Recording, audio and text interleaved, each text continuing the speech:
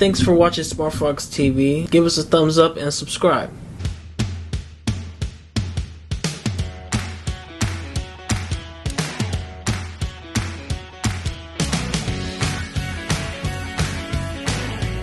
Welcome to our segment. For you Pokemon fans out there, we'll be talking about Pokemon Fine Art today. That's right, real-life, museum-quality works that you can go see while they are still being featured in Southern California. Check this out. For those of you who don't know, Pokemon, or Pocket Monsters, was a kids show franchise that became really popular in the 90s, and it continues to bring in fans today, both old and new. Originally set at 151 Pokemon, the video game, TV show, toy and card game franchise has expanded to 1,015 Pokemon, strictly speaking of species types. For all the Pokemon fans out there, Japan House in Los Angeles is currently featuring their Pokemon X Koge Playful Encounters of Pokemon and Japanese Craft, which explores the combination of one of the world's biggest entertainment franchises and the ever-evolving Japanese craft. At this exhibition, you'll see intricate sculptures like this Jolteon made of hammered silver and gold-plated copper lightning bolts. The crazy details and vibrancy of these Pokemon sculptures will bring awe to anyone, whether you're a Pokemon fan or not, due to the different Japanese crafting techniques used in each piece. Here are just a few pieces of art you'll see there, courtesy of my friend Kelly Farrell. And if you're a Pokemon fan, see if you can name that Pokemon.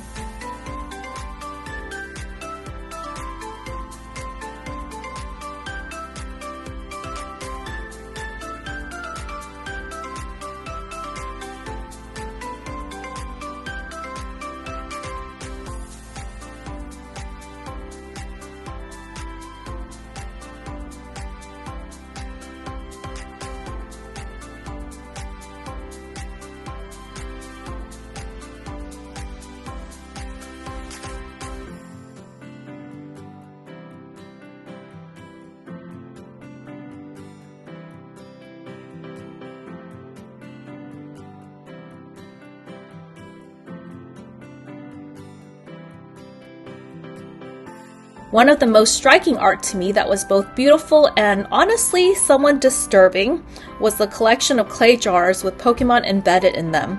They look like real-life glitches, kind of like what happens when your video game character gets stuck in something they're not supposed to, like a random cliff or even another character.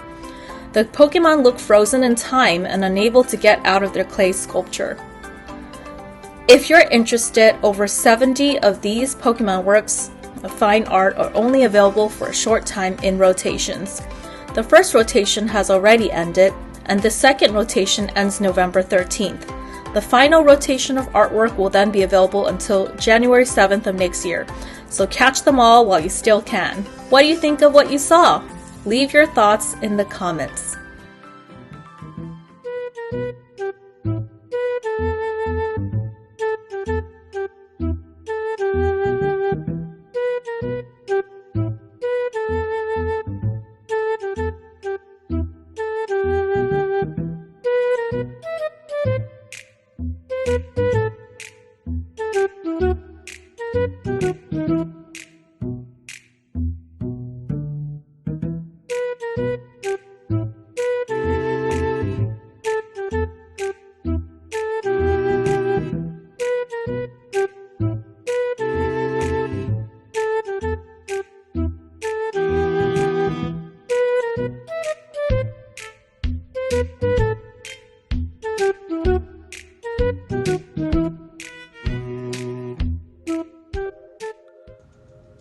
Flames torched a forest on their way toward Lake Tahoe in 2021. These blackened trees stand in silhouette against a gray sky. Quote, "If you can find a live tree, point to it." An environmental science and policy researcher at the University of California stated, "The dead pines, firs, and cedars stretch as far as the eye can see, and that fire had burned so hot the soil was still barren in places more than a year later. The granite boulders were charred and flaked from the inferno, and long, narrow indentions marked the graves of fallen logs that vanished in smoke." Forests like this were disappearing, and increasingly intense fires through the landscapes of California wildfire. On top of that, the drought had killed hundreds of millions of conifers and made them susceptible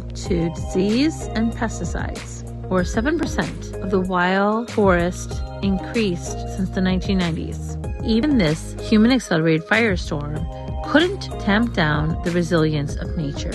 But amid the wreckage, there are also signs of rebirth. Wildflowers are growing over charred debris. Blackened trees have sprung vibrant green sprouts. Birdsongs and hammering woodpeckers ascend the hum of state-run construction crews, working to ready the beloved park for a new chapter. The biggest loss is the human side. The park is not going to be the same place that it once was, but the environmental scientists with California State Parks have said that the redwood forest will recover. Big Bear is a perfect way to start your holiday season. Cool autumn days and that crisp mountain air, while seasoned visitors marvel at the bright colored leaves and the rustic rural feel of Big Bear. Big Bear, still clear of all the fire, has many opportunities during this season. Big Bear sits on San Bernardino National Forest, assessing a vast network of trails, a quiet hike through the autumn season, and the forest's unique experience in the Southern California. Enjoy your fall season and have a wonderful Smart Fox day.